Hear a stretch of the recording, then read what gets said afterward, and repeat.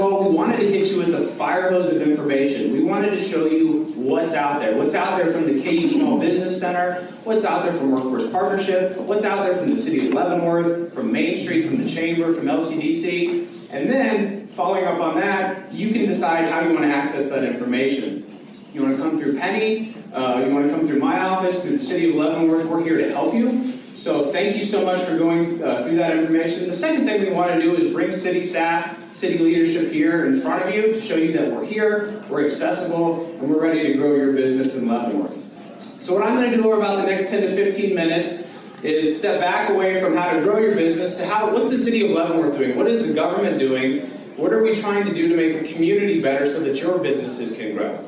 So I'm going to do about 10 or 15 minutes, and then of course your questions are always entertaining, more entertaining than my presentation. So here's what I'm going to hit. I'm going to hit some infrastructure and grant information, recreation and amenities, economic development, refuse and wastewater, and you'll see why, and then of course your questions at the end. So Roadwork, what's going on right now? Everybody has seen the downtown mill and overlay, and I'm going to talk about how we decide to do the projects we do, the strategic thinking on the government side, of why we pick the roads we pick, and what is our long-term goal. These pictures are from late last week, and I'm going to show you a picture here in a second. That's North 7th. So what did we want to do with North 7th? The private sector has come in with hotels, with the Montessori school, with the 7-Eleven, the dog and cat clinic has put $1 million in. How can the City of Leavenworth, how can government leverage that private investment to improve clusters in our community, gateways in our community? So we said, North 7th, let's take the Fort or the north half of the city and transition them into the downtown. New curbs, new sidewalks, right ahead of an overlay. This is Vilas Street on your right. What can we do? The school is invested. The school district has put in a new intermediate school. We've put sidewalks around the community. After Thornton Street, which everybody knows we reconstructed, the #1 complaint we got was violence, 10 to 15. That doesn't mean there are other streets around the city that don't need work, but violence is what we heard. So we listened to the public on that street. You'll see a couple other streets down here that I want to talk about. 5th Street, downtown, bridge, from Seneca to the bridge, and then Cherokee Street for Broadway to 4th. Why did we pick those other than the fact that they needed to be reconstructed? Next year, we will reconstruct 4th Street through the downtown. So let's build on that. Let's leverage the work in the downtown. We brought in hotels. We brought in the lofts with private investment. This is always a partnership between the city and private investors. Our Main Street is going great. We've had great investment in the downtown. The city can focus on infrastructure to really leverage the investment that we're seeing.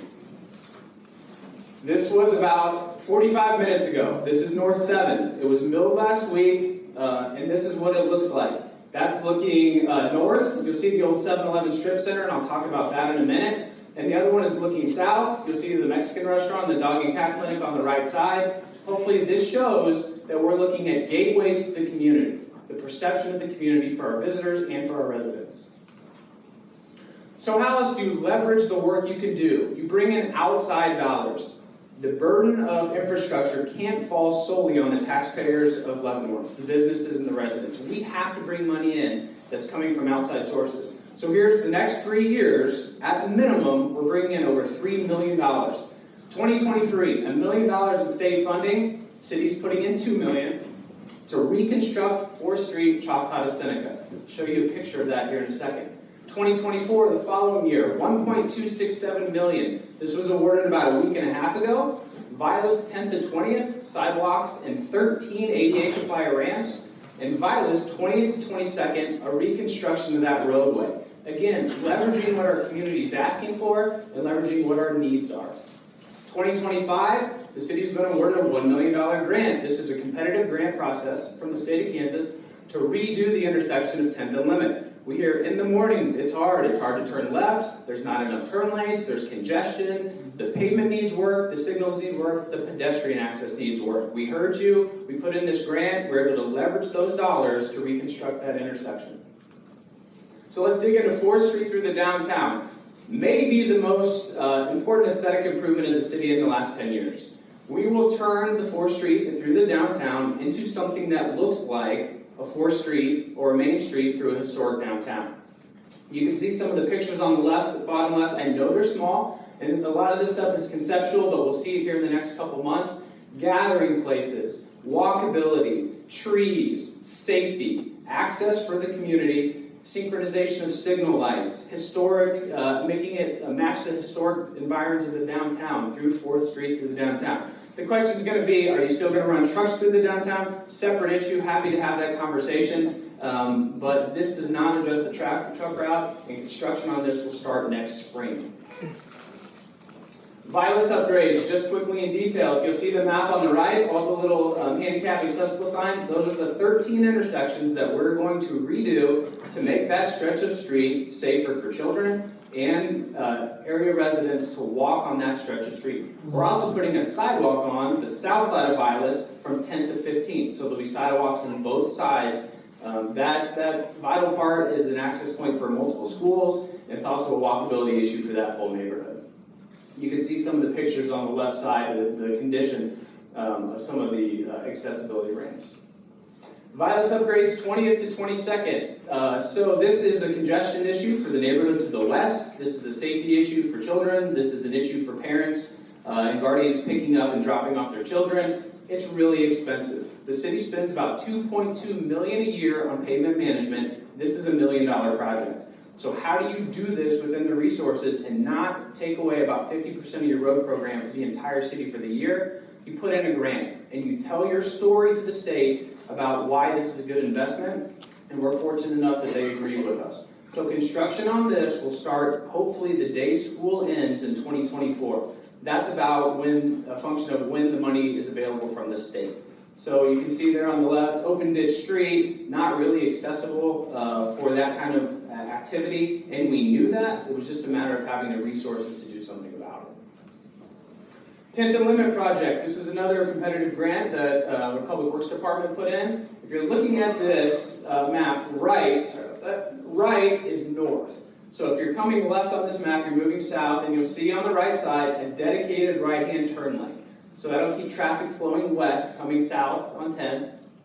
We're looking at dedicated left-hand turn lanes going west, reconstruction of the intersection, new pedestrian signals, timing, ADA accessibility in that intersection. And again, that's a 2025 project. So recreation amenities, live, work, and play, right? Those are the three things that cities look at.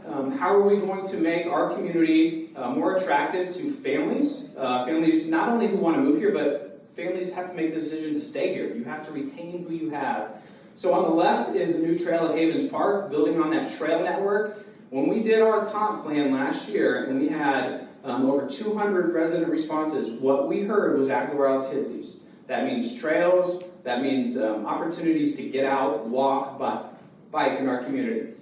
So if you're going to bring more people out to Havens Park with trails, there's the trail mob out there. If you're going to have an event, some sort of a festival, some sort of something that you can do for the residents, you got to have a restroom. So on the right is a restroom that's already been approved by the City Commission. It'll be built this winter. Cause Construction has that contract. And so you'll see there's some parking, there's a restroom, and a play area. And in the future, if the demand drives it, we'll put a shelter out there and maybe some playground equipment. But you got to start with the restroom, so that's what we're doing out there. How many is that restroom? Is it just 2 bathrooms or more? Two, yeah. The question was how many stalls in that restroom. There's just 2, male and female. So recreational amenities continued. I took this picture on Wednesday. If you go out there today to Stubby Park, there's about 5 feet of block. They've already constructed about half of that restroom. So again, the commission invested in that park. Let's redo the park. And so we did, and the families came. If you build it, they will come. It actually worked. And so the problem then was we were asking all those new families who were out there enjoying the park to use a porta-john. That is not what you want to do in the customer service business, is what we're in. So the commission approved, and we're building that. That should be open here probably in the next 30 days, a restroom out at Stubby Park. This was a huge success, the Splash Park. Our residents said, Woman is great. It's well run, it's well maintained. What can we do if we don't want to get the kids all lathered up in sunscreen, load up the car, then you gotta pay their snacks. And so Splash Park, this opened this fall, and in the 30 to 45 days it was open, we had 9 reservations for the shelter at Hawthorne Park. Last calendar year, we had 9 for the entire year. So again, if you build it, they will come. If you go out there about a month ago before it started getting a little chilly, you'd see daycare vans out there on a weekday morning because it was a free and easy and popular amenity. Those two little magenta spouts, those will be gone. We have full features. We have a palm tree that shoots out. We have one of those features that fills up a bucket and dumps on kids. Those were constrained in Canada, being powder coated for about 6 months. But they are here now, and in May when we reopen this, or April when we reopen this, it's going to look beautiful. Economic development, it's why we're all here today. Trying to keep on track, I'm going to kind of fly through these, but I'll stay after if you have any questions. Hit on some of the highlights. The Business and Technology Park. The Business and Technology Park, I would argue, is the single biggest business asset that the city controls right now. It is 80 acres of shovel-ready park.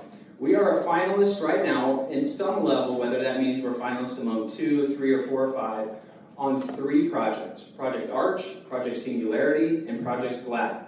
If we don't have the park, we can't compete for any of those. We are out of the game. They're not interested in, well, we can have land ready in a year, 6 months, we have to accumulate the parcels. It has to be ready, it has to have utilities, it has to have access, and we have all of that in the park.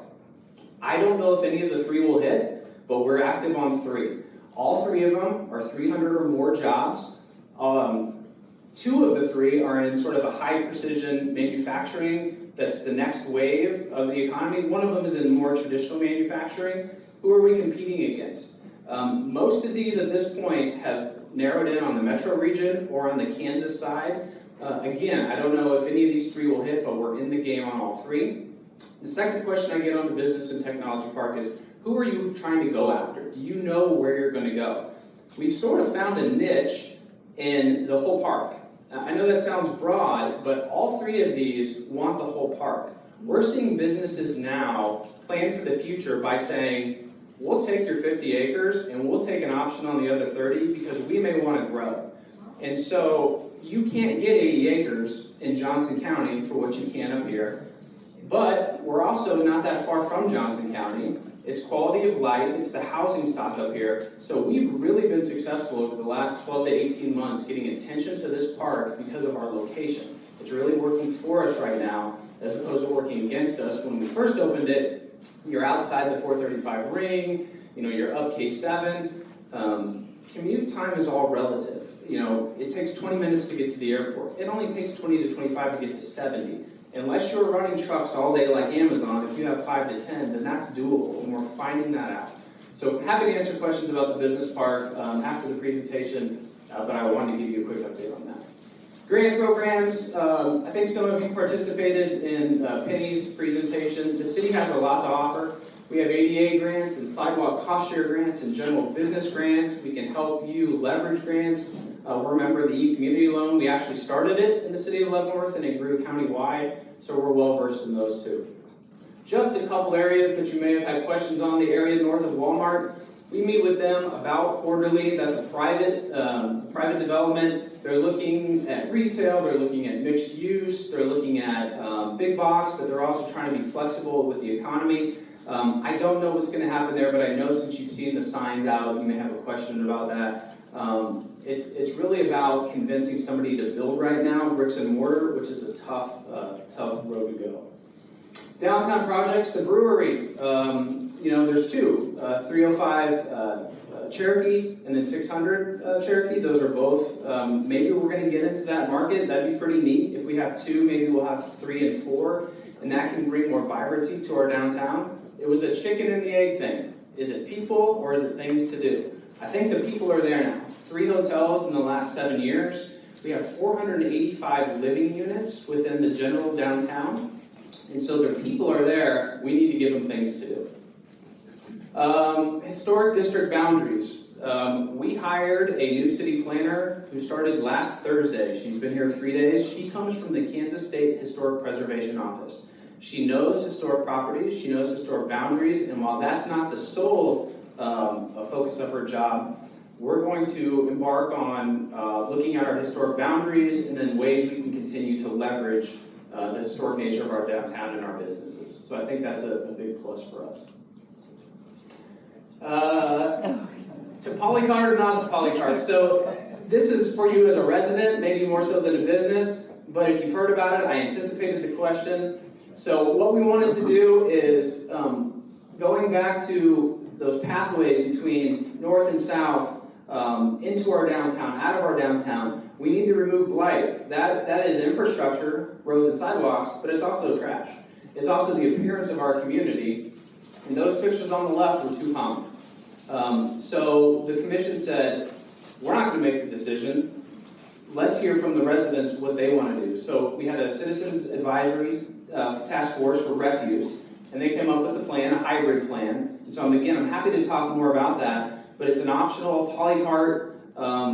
That's only part of it. We're also going to eliminate those unsightly large item drop-offs, and we're going to have a coordinated system for dealing with those, an on-demand or an appointment, and then we're going to have a system that if you do that, there'll be consequences, because we can't have that in our community if we're trying to attract people to come back and forth. So I'm happy to talk more about this at the end.